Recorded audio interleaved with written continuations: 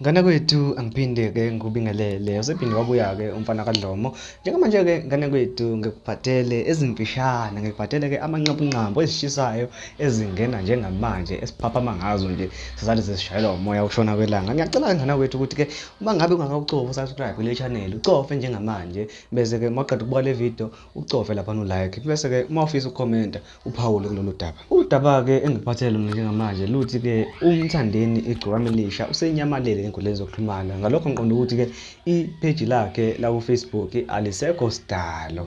Awucabange ngane kwethu ukuthi lolu daba lubucayi kangakanani. Omunye umuntu angekaza kuboneka ukuthi lubucayi ngendlela eyisimanga, kodwa wena ngeso lakho lokuthi ulibhinqa futhi ungumlandeli kaMaskandi futhi uphila la eMzansi kufanele ngabe uyabona lolu daba lubucayi kangakanani, ngoba phela ke sesiyobheka ekupheleni konyaka njengamanje ke nge-29 kuyavalwa uku-SMS ingoma ke ezoqinisa unyaka, kanti kuMthandeni akaze akhankaze akaze futhi aqale usevelelwe yibhadi ke i-page lakhe lavesane lanyamalala. Asazi ukuthi usayokhona yini ukuthi alibuyise ngaphambi kokuthi kushaye 29 khona ezokwazi phela ukuthi akhankaze, ngoba ke asazi nanokuthi ubelindeni.